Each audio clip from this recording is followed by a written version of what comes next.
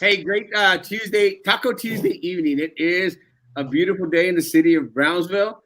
It's not too hot, not too cold, and there's no rain going on, so that's actually a good thing. Uh, uh, it's uh, it's an honor to have with us our friend Raul Silva from Brownsville, Texas. Let's go. Raul is in the on the front line out there in one of my other hometowns, New York City. New York City. Hey, Raul, how you doing, Raul? Doing good, doing good. Pleasure to be here. Awesome. And of course, Frankie is with us. Hey, Frankie, how you doing? How's it going, world? Good evening, Erasmo. Good evening, Raul. It's been an interesting, very, very interesting Tuesday for me. Got some news earlier that kind of affected me in a weird way. Still waiting for confirmation, but it's great to have Raul here to give us a better, understanding, better insight into the reality of this virus. We were previously speaking about people having a difference of opinion. So it's good to see from those people who are actually dealing and fighting this COVID virus with those most vulnerable. So I'm excited for tonight's show. I'm eager to hear from Raul from his experiences. Being born in San Benito and raised in Brownsville. I'm really excited to have him on tonight. So thank you so much, Erasmo. No, thank you, man. And we were going to have Michael Rodriguez, but Michael Rodriguez had a last minute little glitch. But again, thank you, Michael Rodriguez, for always wanting to come out. I really appreciate Michael because Michael is from Ayapa del Barrio, it's de la Southmost, and hey, Penny.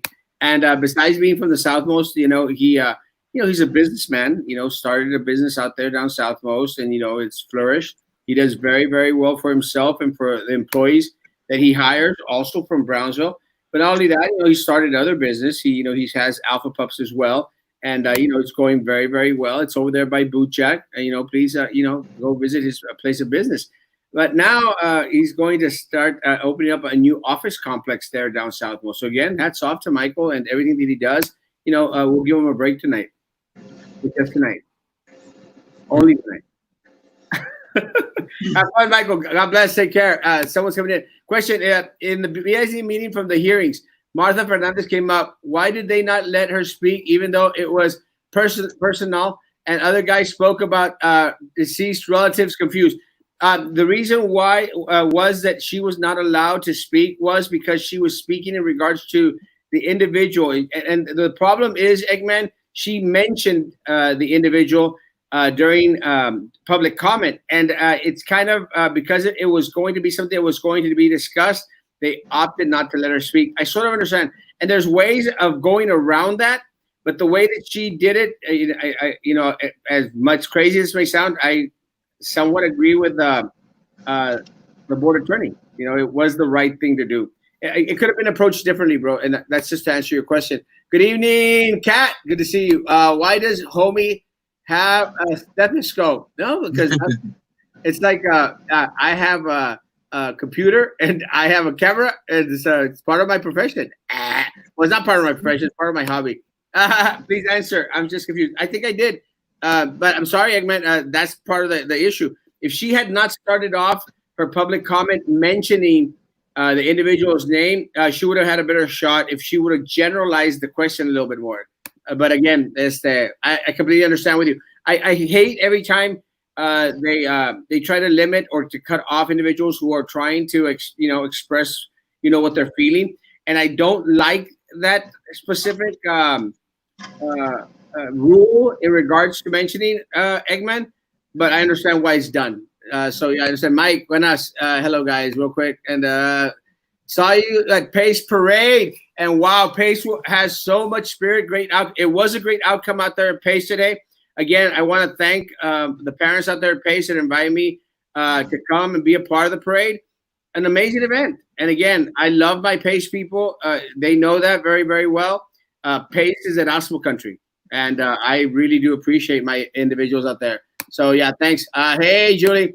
Let's start going in. Hey, Kobe just got home from a 12-hour shift on COVID-infected arm. Oh, we'll go into it right now. Good evening, Wendy. Just want to catch up with people walking in. Buenas noches. Buenas noches. Question: is it true that a teacher from Garcia Middle School tested positive COVID? No, it's not true. It's not a teacher. It's not a teacher. So it is part of the staff, but it was not a teacher, Mike. And I just wanted to clear that up because a lot of individuals, a lot of teachers, not only from Garcia Middle School, but from other schools have contacted me throughout the day and said, Erasmo, can you clarify to people that it's not a teacher and that the event was not a teacher event that they had on that 2 Mondays ago? And I'll clear it up. And again, if the question is no, it was not a teacher that tested positive. It was part of the personnel. Now, if you ask me directly what part of the personnel, I'll answer. But remember, make sure that y'all post your questions directly. Hello, Mayra. And you ask a question, folks, and you know me. You ask a question, I will answer. I mean, the cold watermelon I bought at Michoacana for only $1.99. Bro, mochate. What the hell, bro? You don't eat a watermelon and then brag about it on my show and no me vientas un slice pa acá. Mike, what's up, pineapple? And I figured that you'd be eating pineapple. No, not a custodian. Les pegó por preguntón. Dale un zape. Okay, just saw it on Facebook. Thank you. Thanks, Mike. It was an assistant principal. Buenas noches, Araceli. Yeah, no. You ask me any question, Mike. Again, I'm not complaining. Please ask me questions. I love the questions. Just I want to clarify, it was not a teacher because a lot of people were getting that confused. It was an assistant principal. It was not a teacher. Yes, dude. No, we do have a lots of spirit going. Good thing I went to work. I had front row seats. Yes. Did you see me out there? So what about layoffs at BIC? Can you please answer? And we'll go into yes. There will be layoffs, 2020, 2021. Sorry. I'll explain it in a little bit when we get to the numbers and go to Rual first, and then we'll go into BIC matters. But remind me, Mayra, it's great seeing my old students at the Pace Parade. Proud Spartan art teacher, El Primo David. Love you, man. What exactly is the affected person position and who else was exposed? I already said it. Buenas noches. Ya no me peles. Se van a subir el azúcar. Love you, Jimmy. Let's go eat breakfast, bro. I want to hear from New York. I know. People, stop asking me little questions. Hey, guys. I'm going to start saying hi. Yeah. Let's go to the numbers, guys, real quick. And then numbers. Let's go to the numbers. Stop saying hi to people. Shush, Ruben. Numbers came in for Cameron County. And we have 1, 2, 3, 4, 5, 6, 7, 8, 9 new cases for Brownsville, Texas. And what's very trippy, very fortunate is, again, we have a 2-year-old, we have a 7-year-old on the list, and 2 community-based. I'm sorry? Can you expand it a little bit? Stop making me work so extra hard. There you go. All right, that'll do. I don't want to completely ruin it. So that's what went on. It raises our total of COVID-19 to a total of 711 in Cameron County. 711. What a weird number. There's also been an initial 25 individuals who have recovered. Oh, yay. But again, we do not know exactly what that means, guys. Just to make a note out there, one of the things that we did talk about yesterday, actually put up a post. We know of someone, a very, very close friend of mine. We know of someone that lost their life yesterday, passed away, and they have yet to report it. But it should not surprise anyone here in Brownsville. Don't expand it. We'll take your word for it. Thank you, Mike. So I've also posted on my page. But it's very frustrating, guys, when we find out that individuals pass away and it takes weeks for our county officials to report them. It's very frustrating. The first death here in the city of Brownsville took like 3 weeks. 3 weeks for them to report. You heard of the cases out there in Hidalgo County. No, not Hidalgo County. Was it? Yeah, it was Hidalgo County. A lady passed away about 3 o'clock in the morning on Sunday. We didn't find out about it until the next week. And again, the individual that passed away yesterday, how long is it going to be until we find out? And the issue with that is that you start to place in the minds of a lot of people a lot of insecurity. Well, a lot of it's probably not that bad of a thing. It is a bad thing. It is a bad thing. It's getting worse. And again, one of the things, numbers are looking good. John, I love you, John. I was actually at John's ranch this weekend. beautiful place. I'm gonna go back shooting, but I'm gonna make sure that his gun is pointing the other way, not pointing my way. Love you, John. Hey, but Raul, is there anything out there in the numbers that you could see that sticks out to you? Well, for the most part, I mean, I see that, you know, the numbers are slowly, you know, kind of gradually going up and everything, but you know, I still believe people should still be taking their precautions. So something that, you know, was being learned, a little about myself, sorry. I'm from Brownsville. I work in the Houston ER currently, and you know, I traveled over here to New York. I've been here for about 6 weeks. Going to be here for about another 2 weeks. So when this COVID thing started, hey, I mean, it's still a learning process for a lot of medical professionals. They do believe, you know, hey, there's still cases, but even though, you know, where there's 1 or 2 cases, there's always, you know, 10 more that are being unreported. You know, not everybody's being tested. And not only that, but you know, this disease can go asymptomatic, you know, so you could be spreading it to everybody and, you know, not even know. So one of the questions that came out, and again, something that I mentioned in my opening monologue, one of the questions that was asked was, you know, what does the word recovered mean for you?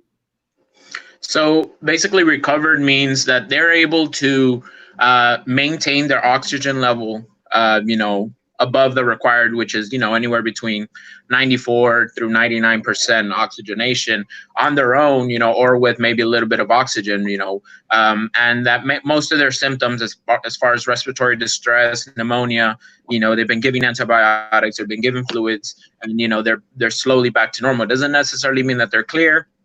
Most of these patients are still given instructions to be quarantined, you know, for the next couple of days. That way, you know, for their safety, for their family's safety. So I did my first 4 weeks. I've been on both sides of the coin here. My first 4 weeks of being here, I was in a rehabilitation, like post-COVID hospital. So most of the patients that we would get were recovering from COVID. And like I said, that's what most of the education that we would give these patients is like, hey, recovered does not mean, you know, you're cured. Just because you've had this disease does not mean you're going to get it, you know, does not mean you can't get it again. I mean, you know, just like the flu, just because you get it once doesn't mean you can't get it again. So, you know, we just strongly advise them, you know, take your precautions, remain in quarantine. Any family that's, you know, in high risk, you know, take your precautions, you know, keep your distance, at least for the next few weeks, and get retested. Well, one of the things that I've made sure to let a lot of individuals know is that because it's such a novel virus and a novel disease, you know, we really truly don't know what recovered means. And again, and you can correct me if I'm wrong, because one of the things that I've made mention, you know, there's some things, especially in science, you know, there's things that we know, and we know when someone tests positive. We know when someone tests positive. We know when someone tests negative. We know that someone has passed away because they passed away. So those numbers, you know, we know exactly what they mean. And my spiel has been consistent. We totally really understand what recovered means because it's a novel disease. And the reason that I came up with that little conclusion, you know, or spiel out here in Brownsville is because, you know, we did do the research and, you know, study what was going on in other parts of the world, especially with the resurgence that was going on not only in South Korea, but in Italy, and, you know, in the devastation that's happening today in Brazil. So again, my spiel is positives, we know what that means. Death, we know what that means. Recovered, don't completely know what that means. Am I almost right? Yes. So it's like I said, it's definitely one of those things that, you know, medical professionals are still playing by ear for the most part, as far as, you know, my experiences working in the post-COVID rehabilitation hospital. We just emphasized, hey, your symptoms are better. You're able to be, you know, off of the oxygen. You don't have the coughing, the congestion, the fevers, but this doesn't mean this disease is over. This means you're now you know, you don't have to stay in a hospital. You know, you don't have to be in a hospital bed, but you still have to be quarantined. You still have to, you know, stay away from high risk, you know, family members that you might have, and definitely, you know, take a test about a good 2 weeks later. And, you know, there are people that once they get retested, some do come back negative. Thank you. Eggman, real quick, just to answer Eggman's question. Eggman, have her reach out to me. And, you know, I'll have her on in the mornings, and she could express her opinion, and not for 3 minutes. I'll give her a good 15, 30 minutes. So, you know, tell her that not all is lost. Our platform is probably as big or bigger than the BISD school districts. So, Eggman, if she wants to, you know, express her opinion, what was going on, please have her come on. Send me a message and let me know, bro. And I'm almost kidding myself out. One thing I noticed at Erasmo and Raul in regards to the Cameron County numbers was the ages. There was a lot of 30-year-olds. We had 4 females ranging from the ages of 31 to 37. So again, this is something that is occurring quite frequently. Again, we're getting a lot of community and travel, and one would think that with the information that we hear throughout the world, with the recommendations from medical experts, that we would take each and every precaution. You know, but it seems like if people are still going out and are still transmitting this virus through the community, again, it's dependent on us to see how long we're going to be in this. So it's unfortunate that, you know, we do see a 2 and a 7-year-old, Raul. It's something that you know, was designated as being linked to a previous case. So, you know, when do we see the end near? It seems like if we're not going to, unfortunately, we already in the 700s. It's only a matter of time before we're in the thousands, if anything. Mm-hmm. So, you know, it's very unfortunate to see, you know, young generation being affected by this, and you know, it's one of the main things where, you know, me as a nurse, like it was hitting me hard when I was caring for some of these patients that were recovering, and we're talking about 24, 25, 26-year-olds that had to be intubated, you know, no medical history, you know. So when you see a disease affecting people like that, it's, you know, it opened my eyes, at least, you know, as a medical professional, where, you know, that this isn't supposed to happen this severely to somebody, you know. So, you know, it's you know, I just enforcing, you know, the precautions. I know that the quarantine has been lifted, but, you know, it's a lot of misunderstanding where, you know, hey, the quarantine's lifted, that means there's no disease. But no, you know, it's still very active. You'll see in some of the numbers as far as New York, you know, and as far as the numbers that are coming in, at least in the hospital that I'm in, they have been going down. But again, that is thanks to the city's effort, as far as, you know, they're still in quarantine.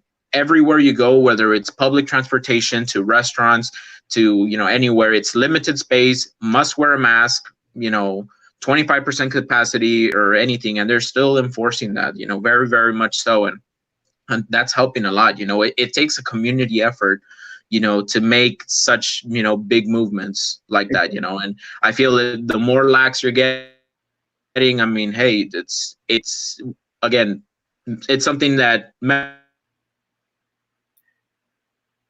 And I'll answer, Mike. I hate to be an ass, but we ain't New York with viral loads due to the high. Yeah, the only reason that we wanted to have Raul's perspective, Mike, is because he is from Brownsville.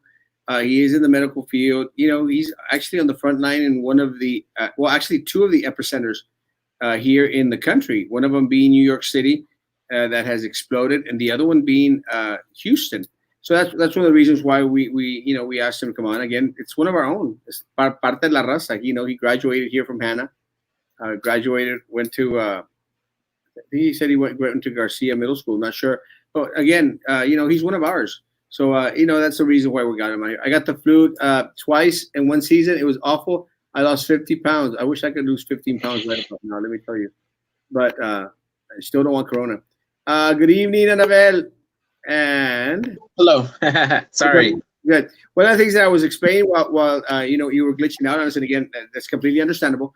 was that, you are from Brownsville, because they were asking, well, this is in New York. Well, it is in New York, but we got a little bit of Brownsville up in New York City. And, I did make mention, I don't know if you heard, that I was stating that, you have basically been at the front line of two of the epicenters in the country, one of them being Harris County, one of them being Houston, and the other one being New York City. With that said, one of the things that we're experiencing here in Cameron County is an explosion from the nursing homes. And when I say that is because we've had two nursing homes out in Harlingen that have really, where most of the deaths have come from as of yet. And we've also had a couple of the nursing homes here in Brownsville, one in particular that's already, on our watch list. And one of the things that I think is very concerning was that individuals out there in nursing homes up in New York, is part of where the big problem, and not throughout the United States. Are y'all seeing any patients from the nursing homes? Have you seen any patients from out there? Yes, and actually, because of their age, and several other diseases they might have, unfortunately, those are honestly considered some of the very high risk patients that we do get. Some of those patients do end up intubating, and after a while, some do pass, and then some do end up recovering, but it's a process. It really is, and my heart does go out to all of the nursing homes. I myself, I did 4 years of nursing home. So I do know a lot of the nursing home, whether it's patients to nurses to staff and everybody, and it's unfortunate where some of the staff is already overworked, overstressed, and not only that, but you have the stress of the family members as well, and it's understandable, they're wanting to know about their family members and everything, but it really is unfortunate that this population is being affected. Sorry, the phone, is being affected the most. It's and like I said, they're at a higher risk. So the precautions definitely go out to the older population. It's something that we try as best as we can as healthcare professionals. But I don't think, in my opinion, anybody was honestly prepared for this, whether it's mentally, whether it's physically, with supplies, with the staff, like nobody. Have you seen the morale of the residents there in New York? Is it, have they been uplifted? Are they depressed during these times? At first, it was a big crisis. It was just a big scare for everybody. I understood. The minute I stepped foot in New York, it was just a high level of stress. When we're talking about people sanitizing everything they touched, and I maybe needed to go to the restroom. I'd pass by, and somebody would step 2 or 3 steps away from me, because everybody was just very, very uptight, very, very panicky. It was a crisis in general. Slowly but surely, as far as a lot of nurses coming on board to help, the numbers started going down and everything. People are more laxed. There's a huge community that are very grateful. They have something here in New York where it's 7 o'clock every day. It's like a thank a hero minute or something, and literally at 7 o'clock, New York hits. Everybody stops, and you could hear out in the streets people clapping for their healthcare professionals, because they're very grateful. It's as far as where I'm working at, the staff there, the same. They were overwhelmed. Some of the stories I hear, as far as having so many patients per nurses, because it was just a big crisis, and now having half of those patients now, it's such a relief, because of people that came over here to help. So it's thankfully the morale here is getting a little better, definitely. Cool. Now, and I can't answer this question, and I don't know if this question makes any sense to you, Raul, but it says everyone knows the common side effects. What are the uncommon side effects? So obviously the main common side effects, it's everything respiratory. The tricky part about this disease is I've heard wide ranges of things. Heard diarrhea, I've heard headaches, are a big thing. Main things that, it's I guess causes of concern is the no tasting and the no smelling. Kind of like, when you're getting the flu-like symptoms and, you just can't taste anything, you can't smell anything. Those are some of the main things that, I guess they all start off with. Mainly, to me, was mainly the headaches and, like I said, the no tasting food and not being able to smell anything. Those were some of the most common symptoms that I would hear from, when I would ask some of these patients, hey, how did this all start? What is it that drove you here, type of thing. Well, thank you so much for sharing that with us. And again, now I understand what to say. I went to the doctor today and I was asked by a pediatrician to test my kids, and they could not. There could be a lot of reasons why they couldn't test. So I'm not sure, Yana. They should have been a little bit more specific. Now, one of the questions that has been popping up, actually, it's been popped up by 3 individuals, and I'll respond to it, was in regards to a local business wanting to have proms. And I put up a post, and I stand by my post. Again, guys, I think it's a bad idea. It's a very, very bad idea. And I understand that businesses are suffering. And, my heart goes out to small business. Everyone knows here in Brownsville, I support small business as much as possible at no charge whatsoever. I mean, 110%, whatever I can do for small business, I will do. I will not be out there promoting anything that places the life, the wealth, or the health, or the well-being of my community in danger. And I'm sorry, I just do not see any way that a prom, a large gathering of youngsters, as they can be controlled by anyone. It's just my point of view. And if someone asked the question that they had been reported to the city, if the question was directly towards me, I definitely did not report them to the city. Again, the post was made publicly. A lot of individuals were out there and actually had concerns in regards to it. But one of the things that I do agree with, we have to make the right choice, and people need to be given choices. The problem, folks, and this goes to everyone out there, guys, the problem is, you remember back when you were 16, 17, and 18, guys, please remember, we didn't all make the right choices back then at all. So again, guys, a lot of it goes into making sure that you make sure that what you're going to participate in, is not. And again, something that we shared this morning, that we've been sharing for a while.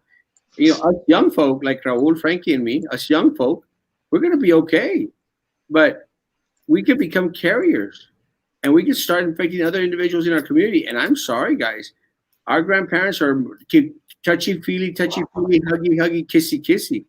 And let me tell you, I sure as heck don't want that on my conscience. I don't want my father, testing positive or having to go through ICU or a ventilator or anything of the sort, just because I brought the disease home.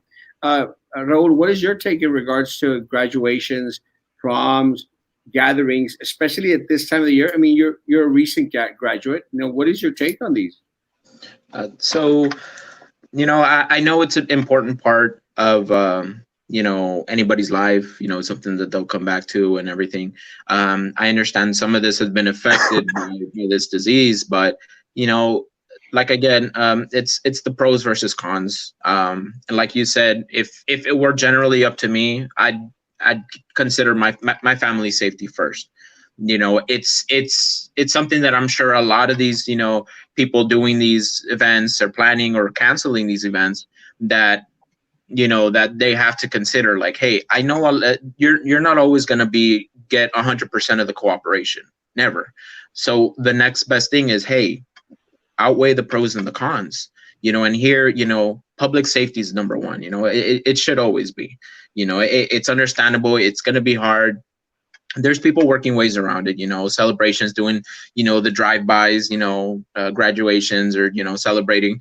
But, it's, like I said, when it comes down to canceling, when it comes down to, people making those large decisions for a public population, I mean, it comes with, their well-being, being put into aspect. And then that's something that maybe some people might not understand, might be, pissed about and everything. But, again, it's a hard decision. That's something, you know, if I would have done the same thing. You would have done the same thing. I mean, there's going to be somebody opposing to it regardless. But, you know, I agree. It's pros versus cons for me.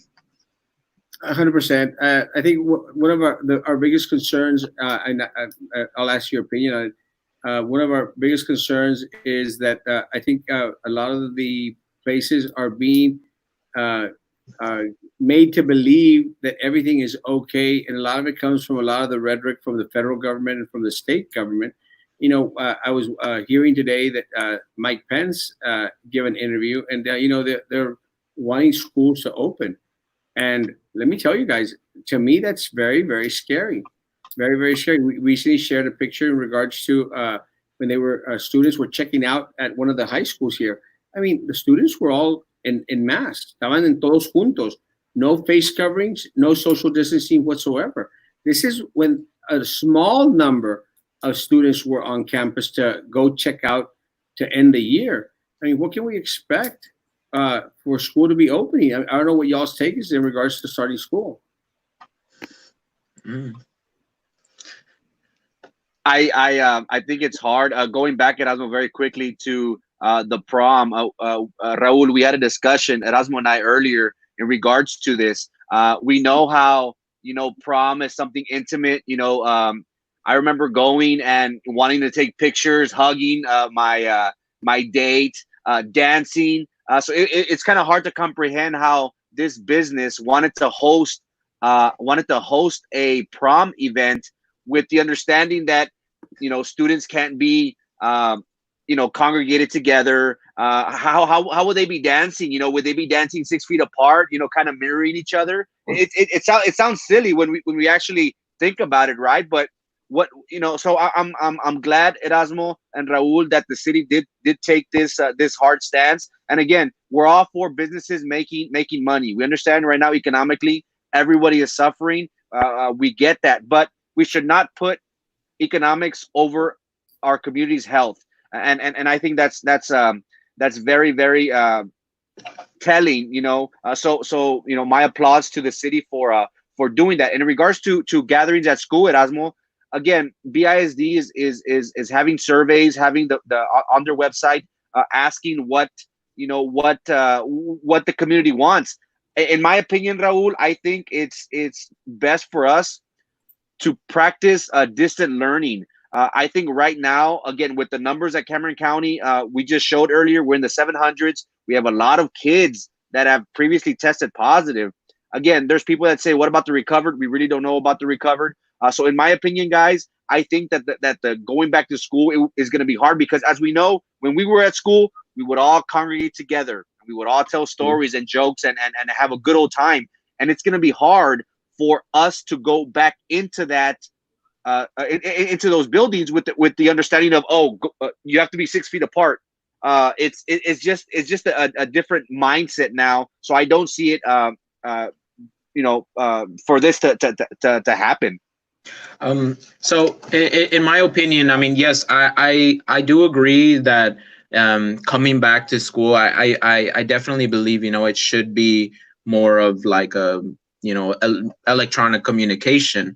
There's just two situations with that. I mean, I have a friend who's a teacher, and, you know, teachers themselves, I mean, they open the eyes of a lot of, you know, people, especially with the crisis that's been going on.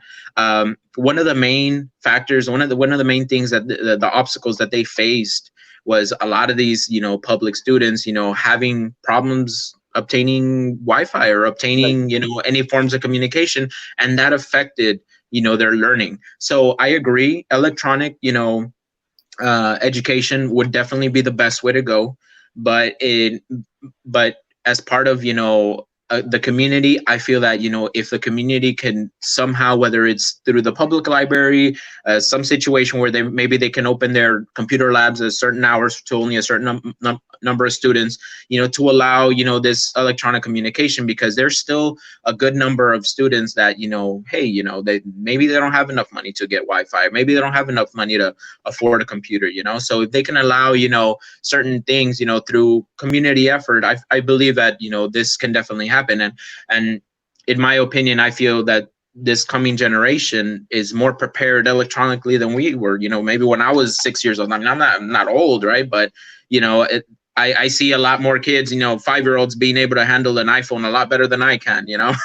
So I mean, I'm very optimistic as far as their capability of adapting to an electronic form of style of education. Well, but part of the issue is, and again, there's ways.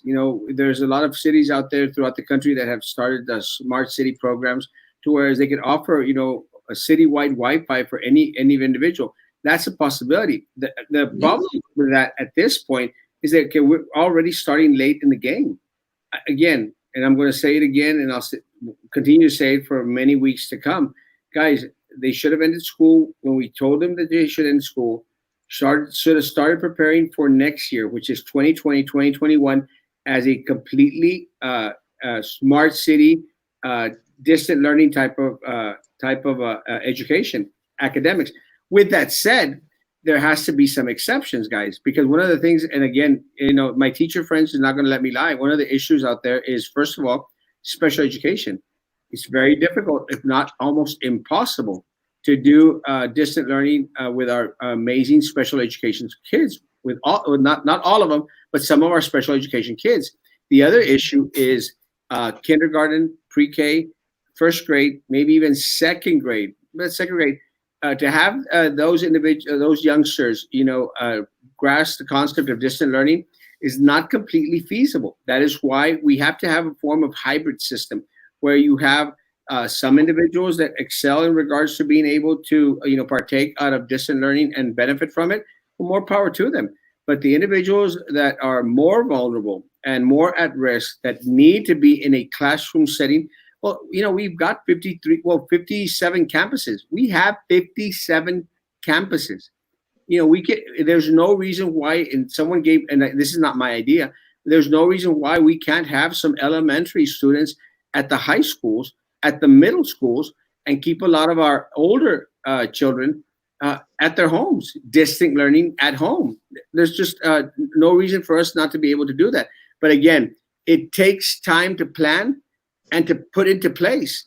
Guys, there's still enough time right now for a BISD and the city of Brownsville. There's still enough time right now to spearhead a smart city initiative for completely making Brownsville into a Wi-Fi. And again, there's federal money out there for us, guys. Tons of federal money. Now, do we foresee another lockdown, Brenda? No. Not well. Greg Abbott is governor of the state of Texas. I just don't see it. This young man gave me headaches together with my son. Look at him now. Oh. That's for you. Yeah, she's the mother of one of my best friends. Graciela. Yes. Graciela. My mom. Look at me now. My mom is looking out, really sad, depressed, but drinking water, barely eating, screaming, craving attention. 100%. And my heart goes out. I mean, trust me. Right before we started, I received a phone call from individuals that are wanting to see their parents that are, getting medical attention. Guys, I'm sorry, guys. There's just very little that can be done in regards to individuals that are in the nursing homes. Now, we have to make sure that they are well and kept away from individuals that may not be well. So I applaud the governor of the state of Texas, wanting to go out there and to test every single individual in the nursing home and anyone that ever comes into contact with individuals of a nursing home. It's a huge undertaking because our elderly population is massive. And again, one of the good things about, and a couple of comments in regards to New York, guys, we have to research and, step back into time to those individuals that are weeks, if not maybe months ahead of us in regards to this virus. So we look at South Korea, we look at Spain, we look at Brazil now, we look at New York, we look at California, and do our best to not commit the same mistakes that were made there, because there were several mistakes that were made in New York City. That is one of the reasons why they had to call in frontline individuals. Someone asked a question in regards to why Rual was out there in New York City. Again, New York City is desperate for medical personnel to come their way. I mean, desperate. They want individuals out there, and at the point where they find themselves now, they need all the help they can get. Am I wrong, Raul? No, definitely. No, you're very right. It was, a cry for help. And as far as the crisis, I was seeing the news, and let me tell you, it's not a great feeling. Being in a healthcare profession, dedicated to help people, but you can only do so much physically. It's and not only that, you got to understand, we're individuals too. We have feelings, we have emotions, we have stress as well. There's only so much somebody can handle, and I only saw myself in those shoes. I was working in Houston ER. We were barely starting to get hit with this COVID, and I was seeing, it's just crisis, so many people being infected, so many people being hospitalized. And I just put myself in that picture. I would want that help as well. And sure enough, when I enlisted, when I went ahead and applied to the agency that sent me here, it was a matter of days. It was just, 3-4 days where it's like, one day send me your resume, next day go get tested, go get drug tested, send us all your certificates, and boom, they wanted us out there as soon as possible. And I understood why. It was, the numbers were crazy. There were so many patients, so many infected, and it feels good being a part of something, helping. And to this day, both being out in public or being at work, there's so many people being grateful for me being there. And I feel it makes me feel better about that. Awesome. Why is Texas Roadhouse parking lot filled to capacity? I don't think they have any rules regarding social distancing. It's kind of funny, Cindy, but I passed by Texas Roadhouse and I actually thought the same thing. I said, I just don't see how individuals are going to be social distancing. But again, one of the things that is expected is for our small business out there, our restaurants and other groups, to make sure that they, that they adhere to certain guidelines. And, every restaurant that I've gone to, and I'm not saying that Texas Roadhouse is not compliant because I haven't been there, but the restaurants that I have gone to, they're doing their best. They're really, really trying to, to maintain the separation, things. The only thing that I think is kind of ridiculous, and I'll continue to say it's ridiculous, that you have to have your mask to come into the restaurant. Guys, you left your car, you're in the restaurant. You're going to go eat. You're not going to be wearing your mask. That's just a little bit too far-fetched for myself. But again, I might be wrong. But I understand exactly what you're referring to as Cindy. One of the things that Raul was sharing with us was how restaurants out there, they've stayed with their, with their guidelines, with not opening, very strict and everything else. So you want to share that with us again, Raul? Yes. So as far as New York, we're still in quarantine. A lot of the big major restaurants, they're still closed. And as far as the capacity, very limited capacity. Most of the restaurants, if anything, they just have a limited menu. A lot of takeout, a lot of carry out, available only. And this, along with the quarantine and along with enforcing masks just about everywhere, you want to take public transportation, you want to go inside a restaurant, you want to go, anywhere, you have to have a mask. It's a necessary thing. So enforcing all of those things, I feel definitely have helped New York a lot, and it's come a long way. And like I said, as far as from what I see in restaurants, it's limited menu, takeout, carry out only.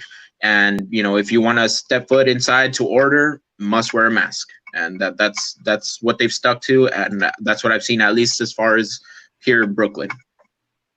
Well, one of the things I think that is very important is, again, we have to adhere to certain guidelines, well, to all guidelines as much as it's completely possible. But I just want to make this very, very clear. We want all business to succeed. We want everyone to do well. But unfortunately, as long as we continue not to adhere to social distancing.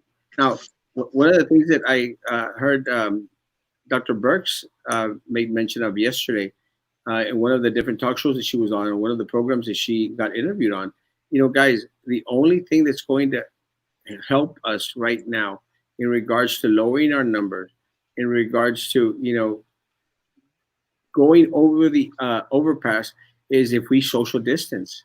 If we practice proper social distancing, really true proper distancing, then it will give our scientists and our medical professionals enough time to go out there and find a cure, a vaccine, something that will slow down the wrath of this virus.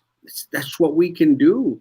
And it's as easy as staying away from each other. With that said, I agree with everyone out here, my friend John and even Raul Martinez. Go figure that I, for once, admit that I agree with Raul Martinez.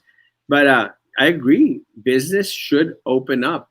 But again, business should open up responsibly. And one of the things that Raul mentioned in regards to, how very lax it's been in regards to opening up business up there in New York, it goes back to what we've been saying in regards to the state of Texas. Guys, the state of Texas, we're going to open up for business. I'm all for that, guys, 100%. But I want us to open up the cities and the counties that have very minimal COVID-19 cases. Unfortunately, we do not live in one of those areas of the state of Texas. We live in an area that has been hard hit because of our nursing home outbreaks. So I don't think we should open as fast as a Pecos, Texas, as a Odessa, Texas. And I'm using these examples. I actually don't know the numbers of those places. But cities or counties that have had less impact should open up a little bit quicker than some of us. We all just can't open up equally. That's my take. Mm-hmm. Yana Vela, Dr. Eder Hernandez is on here. Dr. Eder Hernandez has been informing us in regards to a lot of the positive cases. Dr. Eder Hernandez, Raul, I don't know if you know Dr. Hernandez, but Dr. Eder Hernandez is the one that is leading the city of Brownsville in regards to the testing here. He was one of the first ones to start testing out there at the sports park. One of the things that tomorrow, as of starting tomorrow, Dr. Eder Hernandez and his team are going to be testing the nursing homes here in the city of Brownsville. With that said, going back into the number of deaths from COVID-19 that don't get reported or get reported very slowly.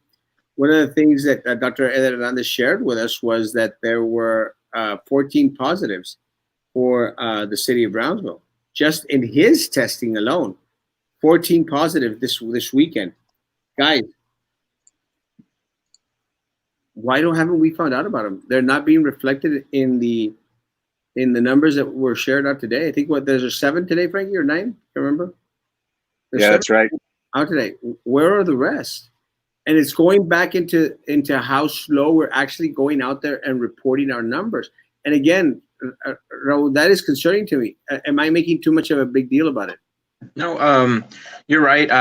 One of the physicians that I worked with back in Houston ER, he did tell me, something that we don't take into view, that is that the amount of people being infected versus the amount of people that have been tested, what he'd like to calculate is like, you just basically, it's 10 times more, if wherever there's 30 people infected, there's a lot more, just 3,000 in total being infected, that aren't being taken into account, So I feel the numbers are still, a work in progress because not everybody has been tested. And not only that, but one week you could be tested negative, next week you could be positive, and so it's very hard to go by the numbers, but, I definitely think it's a big step as far as now, because nursing homes are still very, quarantined. I know they've limited, public, interaction and everything. So it's definitely an amazing thing that Dr. Hernandez is doing, because like I said, they're able to test, they're able to, isolate, hey, these amount of people are being infected, and it gives the nursing homes, an opportunity to, better care for those patients. And not only that, but their staff as well. Thank you. No, actually, well, I'm going to go into this real quick. One of the questions that Eva is asking is, Dr. Hernandez, would people administering the test, the nursing home, going to change gloves after every person being tested? I sure as heck hope so. Let me tell you guys, it's very frustrating to see people with gloves, wearing them, using them incorrectly. Guys, please, please, please, don't use gloves half a morning or all day long. And you're touching here, touching there. We've shared posts by medical professionals out there saying how dangerous it is in regards to cross-contamination. Please, when the city first opened up some of the restaurants, one of the mandates that the city had was that all employees must wear masks and gloves. And I'm going like, what the hell? Who comes up with this kind of stuff? You can't have individuals with gloves. You're going to have tons of cross-contamination. Are there other specific guidelines in regards to glove that you may have out there, Raul?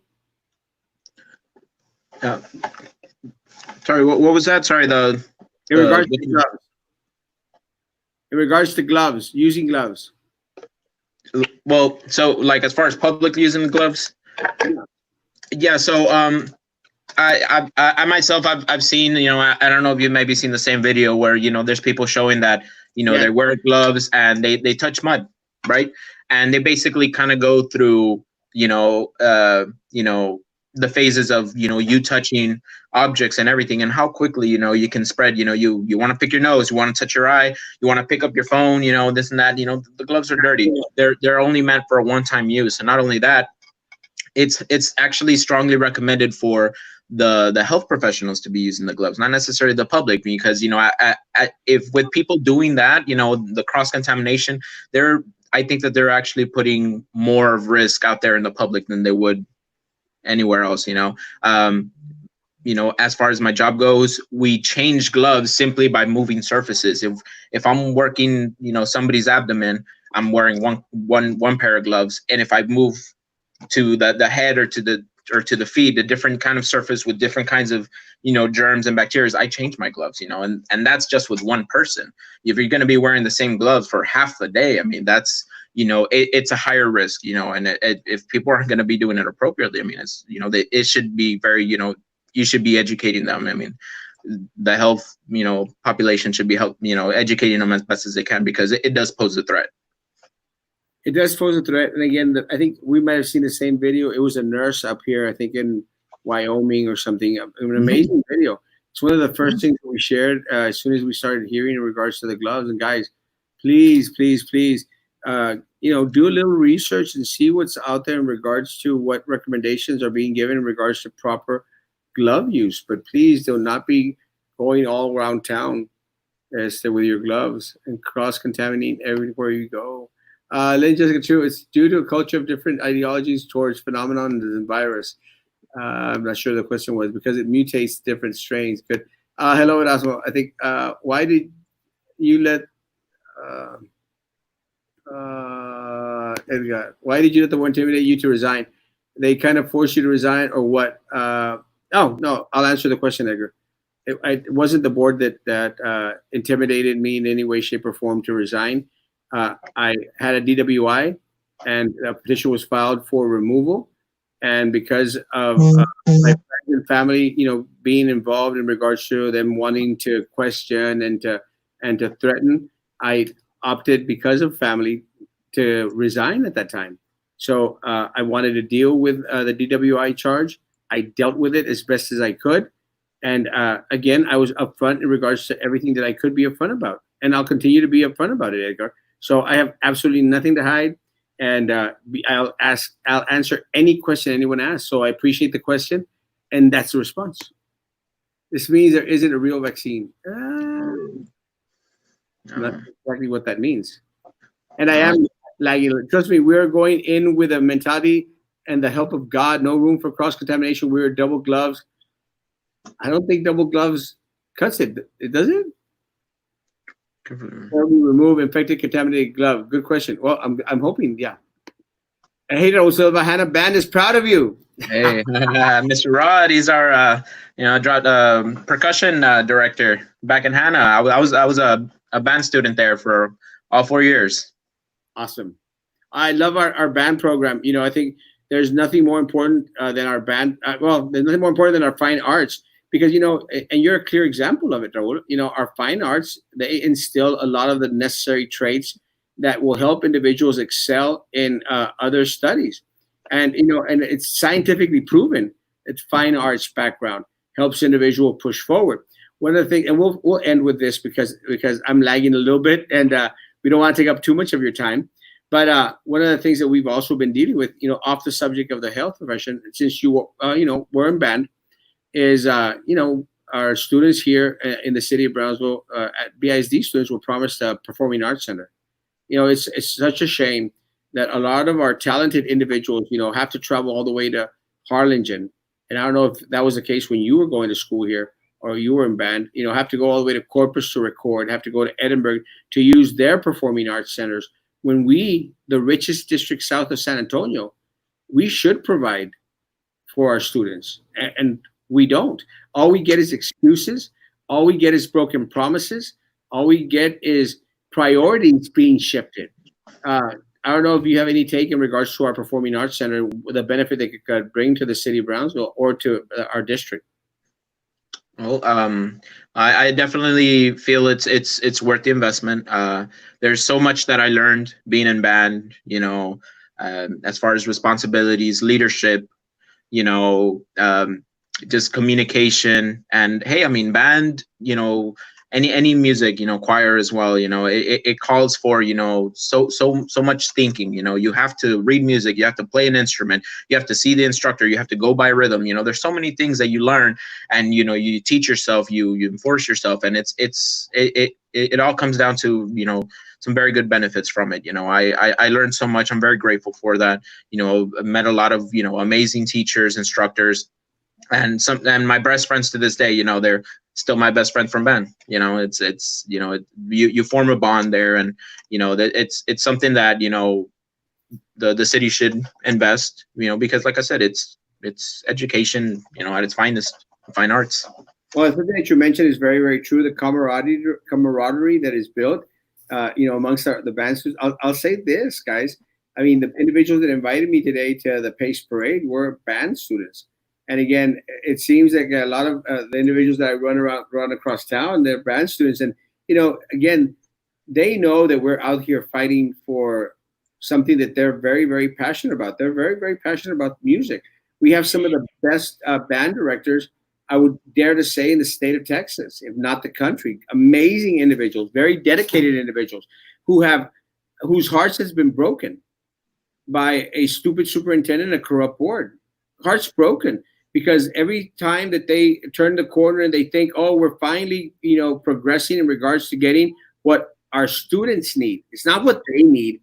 It's not what the administrators need. It's what the students need. Once they start, making a little bit of progress, here they come and they pull it back. And I'll show what happened at the previous facilities meeting. The previous facilities meeting, they started saying, oh, well, yeah. Oh, yeah, we're going to build it. We're going to build it, but right now it would be irresponsible to build now. I'm like, well, wait a minute. You've been promising to build it for years. Why is it irresponsible? It was irresponsible not to build it. That's what's irresponsible. And COVID-19 is not the answer for everything. And one of the things that I fear more, and I know all these people out here, like all these, it's hoax, they're concerned about stupidities. What concerns me about COVID-19 is all the bull crap that we're going to be shoved down our throats, because individuals are going to use COVID-19 as an excuse for everything. And by that, I mean, we're not going to have a performing arts center for our students because of COVID-19. We're not going to fix the streets here in the city of Brownsville because of COVID-19. We're still the poorest city in the country of COVID-19. You know what I'm saying? Everything is going to be all of a sudden COVID-19's fault. And I'm sorry, guys. These are resources that we should have been providing for our students and for our community years ago. So I don't buy all this bullcrap in regards to, well, let's blame it on COVID-19 and ni modo, te aguantas. It's just ridiculous. Not everything is the devil's fault. Not everything is the devil's fault. And that's one of the things that we preach at church. We preach at church, not everything's the devil's fault, because, on that day, we're going to be out there in front of God and going to go like, well, the devil made me do it. The devil made me do it. And the devil's going to be going, they don't know what you're talking about. That's the same thing now. Guys, COVID-19 is not the excuse for all of the stupidity from this superintendent and this corrupt board. It isn't. Frankie? It was I totally agree with you, Erasmo, and just how Raul said, you know, band, choir, and theater. It takes so much skills, and it develops a person. Camaraderie is built that lasts. According, you know, Raul could testify. You know, he has friendships from band that he still carries with him today. So it's something that people are very passionate about. We understand that football is king of Texas, but there's many uh, extracurricular activities that we should focus on and we should showcase. We have great, amazing talent here in South Texas, but most importantly here in the city of Brownsville, Texas. And I really feel for my community, because we have to make extra expenses, Raul, in regards to paying for a theater, paying for travel, paying for things like that. When that money could be used on other things, on equipment, on food, on you know, on other things, on for our students. So it's unfortunate that our school district has not provided a performing arts center for our community. I think one is needed, very much so.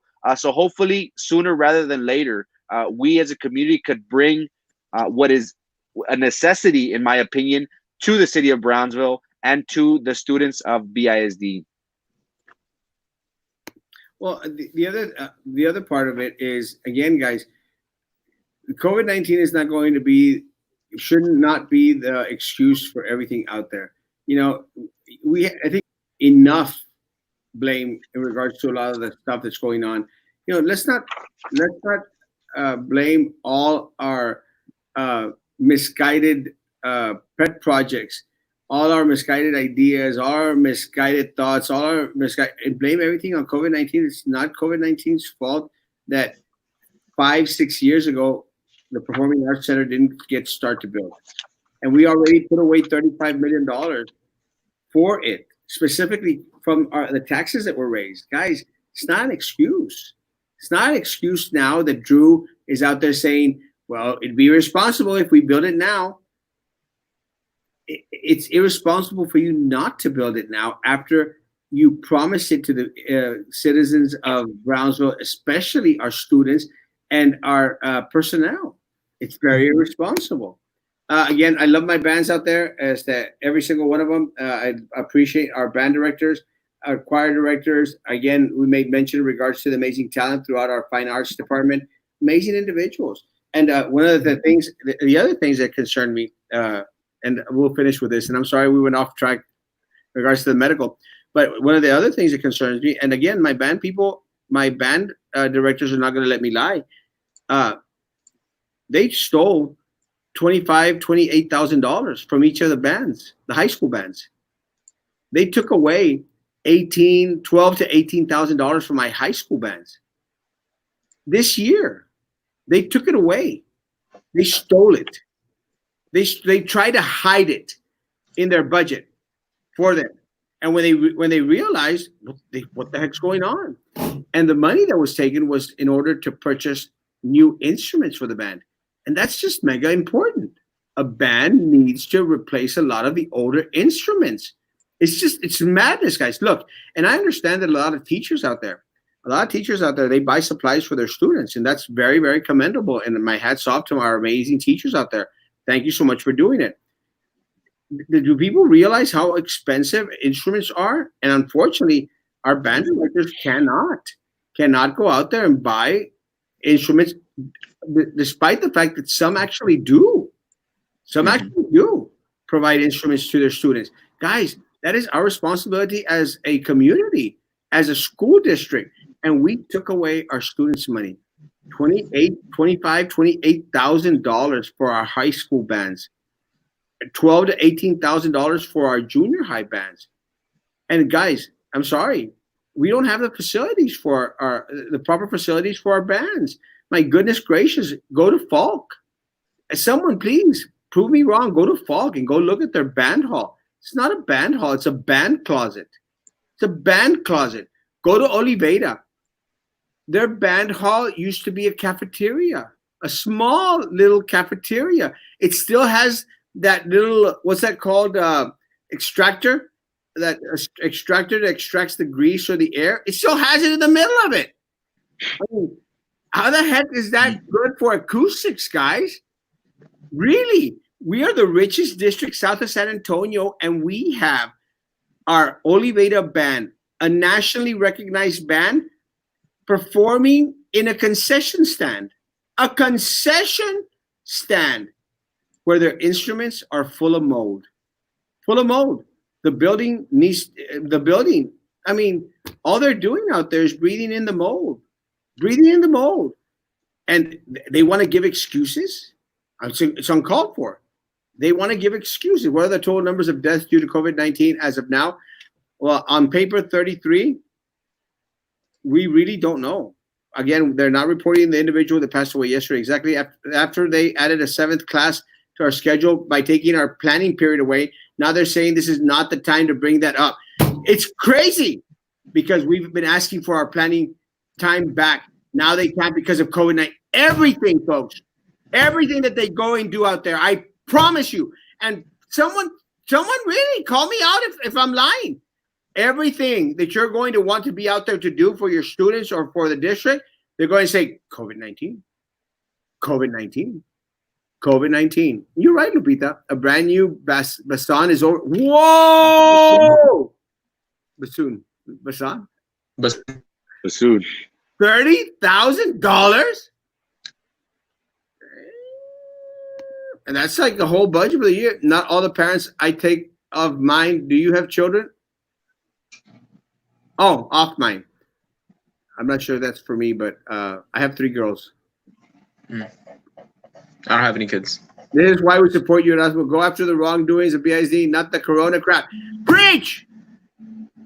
Hey, Frankie, invite John to come on the show. We can actually hide his face. John, come on up. And I'm still waiting for Ruben Gallegos to show up. Ruben! Show up, Ruben! But they got a multi-$1,000 scoreboard standing limp, gathering moss. I mean, and I love the scoreboard, especially when my picture was coming out on it. But guys, our students have moldy instruments. Moldy instruments. And it's all the fault of COVID-19. The fault of COVID-19. Teachers won't be getting proper raises. You know why? COVID-19. COVID-19. Teachers haven't gotten their stipend yet. You know why? COVID-19. We're not sure if all personnel, all staff is coming back. You know why? COVID-19. Everything is going to be COVID-19's fault. Everything. Bring Genaro Martinez Jr. back to the show. Hey, Frankie, send Marcos a message. I want Marcos back on the show. That would be awesome. Marcos, come on the show. Marcos is one of our superstar basketball coaches, Raul. 6-time district champs in Los Fresnos, Texas. And it's all, well, greatly because of this man right here. This guy's amazing, really. And when I was at BISD, I was doing my best to try and lure him to BISD. And I'll confess that to all my Los Fresnos board members. But let me tell you, Los Fresnos board members, I'm coming back in November. And I'm going to be reaching out to Marco. I want Marco. I want Marco at BISD. Please let us know about the layoffs. We're doing our best. But again, it's going to happen, guys. We're going to lose 2,000 to 3,000 students. You know why? COVID-19. The truth is we're losing students because of the stupid decisions that are being made by the superintendent and the board. That's the real reason. But you know what? You know who they're going to blame? COVID-19. COVID-19. It's just it's in case John was the kid's school to go to. Had to get off for a bit. What did you have to say about people losing their jobs this year? Again, it's going to happen, guys. It's going to happen. We already talked about counselors. They already mentioned librarian aides. Out. They're going to have to start PE coaches.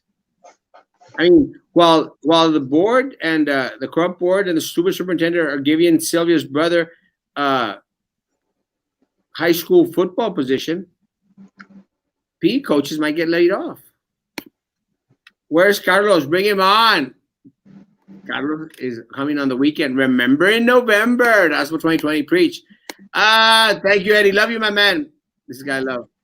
And Art Mello of High School Music back in the days did more of the school bands than the BIZ administration has done in years. Great individuals we've had. We've had such talented individuals in the finance world. Raul, any final words, Raul? Just like I said, for everybody back home, I'm glad. Thank you for this opportunity, to reach out and, give a little bit about what's going on. Just back home, I definitely wish everybody, to stay safe, take your precautions. I would personally hate, if it's one of my family members that gets affected by this. So definitely tread with caution. Shout out to everybody, Hannah High School band, all my friends, families, and, definitely hope to see you back, see all of y'all in 2 weeks when I'm done. Well, thanks so much for being on, Raul. It's an honor, man. It's my pleasure. Very excited, very proud of you, man. It's always it's very heartwarming to see our people here from Brownsville, excelling in their profession, because it puts Brownsville on the map, and we're very, very proud of you. We want you to stay safe out there and, do an amazing job and come back home and share with us the experiences of coming back home. And I hope you, as of now, accept the invitation to come back in 2 weeks or next week and let us know where we're at, and come by and let us know how coming back to Brownsville, coming back to the Valley, or Texas is actually like for you. But again, thank you so much, man. Your time is golden, and we appreciate you sharing a little bit of your time with us tonight. Mm-hmm. Thank you for having me. Thank you, guys. Raul, thank you so much. It's very telling whenever somebody goes into the lion's den during a moment of crisis like this. So it says a lot about your character. And again, you're doing great things. And I'm proud to say that you grew up in Brownsville and graduated from Hannah. So thank you so much for everything that you do. And after you're done with your quarantine, 14 days, once you get in Brownsville, let us know, man. We'll go grab a bite to eat or something. Definitely. Thank you so much, man. Looking forward to it. He doesn't have people lose jobs. Just put him somewhere else. I don't know. I wish that it doesn't have people lose their jobs. I don't think that's going to actually happen. I think some people are going to lose their jobs, Maggie. But again, we'll see. Please behave out there. I'm trying, Graciela. Ms. Ramirez. Represent. Preach, bro. Guys, eyes with pride, Raul. Awesome. Stay safe, Raul. Good job, man. Thank you, guys. Guys, BID need to focus more on band and soccer than football. Yeah. There's more talent in those fields than football. Yes. Sorry, guys. Guys, have a great evening. God bless. Eddie, love you, my man. Appreciate you, Eddie Hernandez. Stay safe, maintain as much social distancing as you can, one from another. Guys, please, if you're experiencing any symptoms or think that you've come into contact with anyone out there that might have been exposed, please know that the city is providing free testing for anyone that would qualify. Just go onto their website, B as in boy, T as in Tom, X as in X, cares.com. Please fill out the questionnaire. Go in there, fill it out, and please get tested, guys. And please wear masks when you're going into Walmart or any other place of business, guys. Please, you may be okay because you're young and handsome like me, but again, you might be a carrier, and if you carry it back home to grandpa, grandma, abuelo, abuela, tío, tía, mami, papi, whatever, it's not going to be a good day, guys. Please. God bless. Take care. And we'll see you tomorrow at 9 a.m. in the morning.